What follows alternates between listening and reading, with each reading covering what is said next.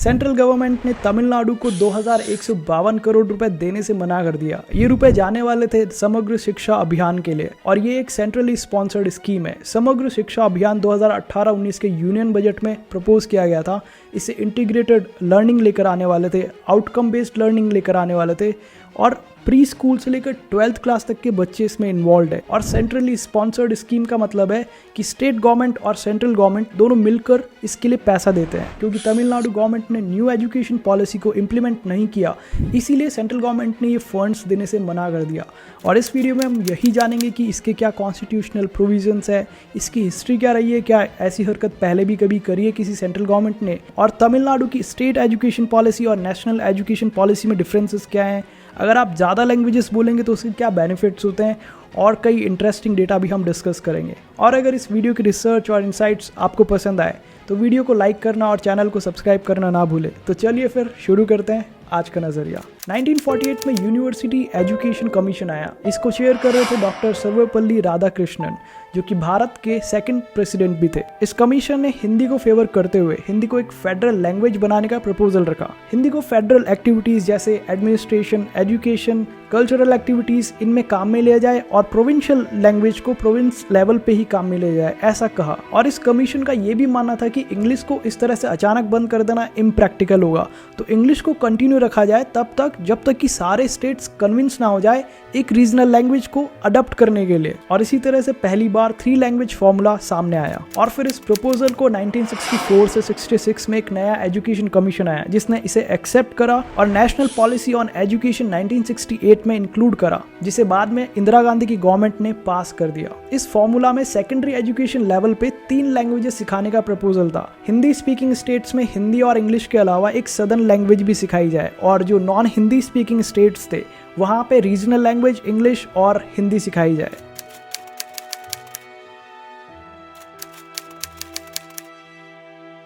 इस same formula को national policy on education 1986 में भी इंक्लूड करा गया, जिसे पास करा राजीव गांधी ने।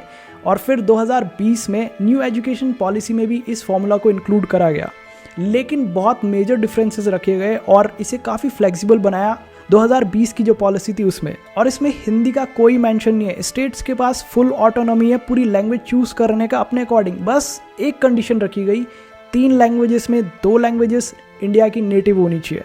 अब ये स्टेट के ऊपर है वो 2 नेटिव लैंग्वेज कौन सी होगी। तमिलनाडु के पास सीधा सा लूपहोल है इस फॉर्मूला को एक्सेप्ट करके इन फंड्स को रिसीव करने का। जैसे वो लोग तमिल क्लासिक और इंग्लिश सिखा सकते हैं और हिंदी बाईपास कर सकते हैं पूरी तरह से, लेकिन वो लोग बहुत बड़ा इश्यू बना रहे हैं इसे और करेंसी सिंबल तक चेंज कर दिया रुपी का। और तमिलनाडु की खुद की एक स्टेट एजुकेशन पॉलिसी है जो कि नेशनल एजुकेशन पॉलिसी से 4 मेजर डिफरेंसेस रखती है।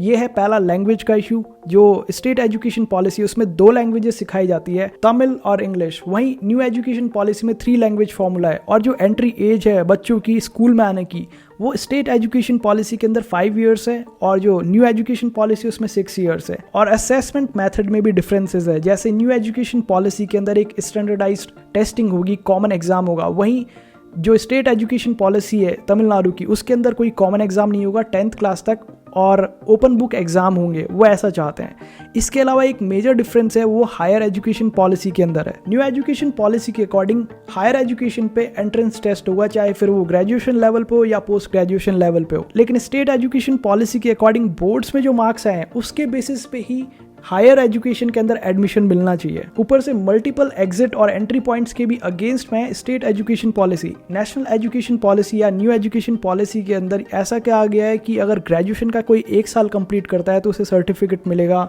2 साल कंप्लीट करता है तो उसे एक डिप्लोमा मिल जाएगा और 3 साल कंप्लीट करता है तो ग्रेजुएशन पूरी हो जाएगी। लेकिन स्टेट एजुकेशन पॉलिसी इसके अगेंस्ट में है। भारत के कॉन्स्टिट्यूशन में एक शेड्यूल है जिसमें कॉन्करेंट लिस्ट दी हुई है और इस लिस्ट में जितने भी टॉपिक्स आते हैं उन पे स्टेट गवर्नमेंट और सेंट्रल गवर्नमेंट दोनों कानून बना सकते हैं।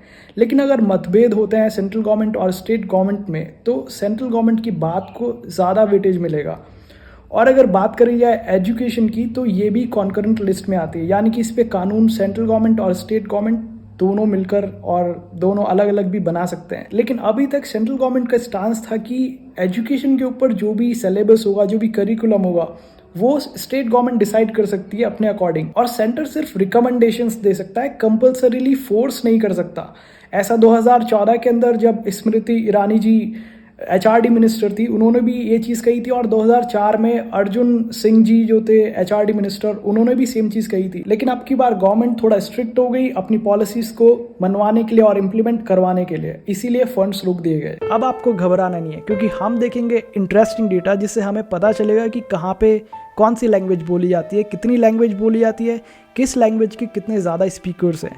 और ये सारा डेटा बेस्ड है 2011 के सेंसस पे। 43% इंडियंस की मदर टंग हिंदी है, लेकिन 12 स्टेट्स ऐसे हैं इंडिया में जहाँ पे 5% से भी कम पॉपुलेशन हिंदी बोलती है। भारत में लगभग 26% पॉपुलेशन ऐसी है जो 2 लैंग्वेजेस बोल सकती थी इसलिए बोल रहा हूँ क्योंकि ये पुराना डेटा है, और लगभग 7% पॉपुलेशन ऐसी थी जो 3 लैंग्वेजेस बोल सकती थी। तमिलनाडु में 2 लैंग्वेज फॉर्मूला होने के बाद भी सिर्फ 28% लोग ही ऐसे थे जो 2 लैंग्वेज बोल सकते थे, और 2 लैंग्वेजेस बोलने में राजस्थान, छत्तीसगढ़, मध्य प्रदेश, बिहार, उत्तर प्रदेश सबसे पीछे आते हैं, और 3 लैंग्वेजेस बोलने में भी यही स्टेट सबसे पीछे आते हैं। और सबसे आगे गोवा, अंडमान एंड निकोबार आइलैंड्स, अरुणाचल प्रदेश, सिक्किम और नागालैंड आते हैं, और 3 लैंग्वेजेस में गोवा, चंडीगढ़, अरुणाचल प्रदेश, सिक्किम और पंजाब आते हैं। और सबसे ज़्यादा बोले जाने वाला 2 लैंग्वेज का जो कॉम्बिनेशन है वो मराठी और हिंदी का है, और 3 लैंग्वेज में मराठी, हिंदी और इंग्लिश का है। भारत में 5 स्टेट्स और यूटीज ऐसे हैं जहाँ पे 1% से भी कम पॉपुलेशन हिंदी बोलती है। अब जब इतनी लैंग्वेज की हम बातें कर रहे हैं, तो अब हम देखते हैं कि क्या बेनिफिट्स है ज़्यादा लैंग्वेज बोलने के। एक से ज़्यादा लैंग्वेज बोलने के बहुत सारे फ़ायदे हैं, जैसे इम्प्रूव्ड वर्किंग मेमोरी आती है, फ्लेक्सिबल थिंकिंग आती है, सेल्फ कंट्रोल आता है, और हमारी प्रॉब्लम सॉल्विंग जो कैपेबिलिटी होती है वो इम्प्रूव होती है। और ओल्ड एज में भूलने वाली बीमारियां होती है जैसे अल्जाइमर, उनको डिले करा जा सकता है अगर आप एक से ज़्यादा लैंग्वेज बोलते हो तो। और ये साइंटिफिकली प्रूवन स्टडीज़ के बेसिस पे बोला जा रहा है। इसके अलावा आप सोशली इन्वॉल्व हो सकते हो दूसरे कल्चर्स में, उनके लिटरेचर में। आप और भी बेनिफिट्स ले सकते हो, जैसे आप जॉब करना चाहो कहीं पे, अगर आपको लैंग्वेज आती है वहाँ की, तो आपका करियर और एक्सेल कर सकता है। अगर मान लो इंडिया के अंदर अनएम्प्लॉयमेंट ज़्यादा बढ़ रहा है और आपको इंग्लिश आती है, तो आप दुनिया में कहीं पे भी काम कर सकते हो। तो क्या सेंट्रल गवर्नमेंट सही है या फिर तमिलनाडु गवर्नमेंट, ये आप डिसाइड करो। सारी इन्फॉर्मेशन मैंने इस वीडियो में आपको दे दी है, लेकिन मेरे अकॉर्डिंग जो नेशनल सिंबल है उसको चेंज नहीं करना चाहिए, और इंग्लिश को पूरी तरह से हटाना बेवकूफ़ी होगी, क्योंकि इंग्लिश एक ग्लोबल लैंग्वेज है। जितना ज़्यादा हम उसे सीखेंगे उतना ज़्यादा हमें ही फ़ायदा होगा। आई डोंट नो, मैंने एक बहुत पहले एक रिपोर्ट पढ़ी थी, उसमें ये बताया गया था कि कैसे इंडिया को ज़्यादा बेनिफिट होता है इंग्लिश बोलने का एज़ कम्पेयर टू चाइना। बहुत पुरानी रिपोर्ट है, मेरे पास उसकी लिंक्स वगैरह नहीं है, वरना मैं शेयर कर देता। बाकी सारी जो रिसर्च मेरी रही है इस वीडियो के अंदर, वो सारी लिंक्स मैं डिस्क्रिप्शन में अटैच कर दूंगा। और अगर ये वीडियो पसंद आया हो तो लाइक करें, और इस तरह के और भी वीडियोस देखने के लिए डिफरेंट नज़रिए से अभी जुड़ जाएं। मिलते हैं नेक्स्ट वीडियो में।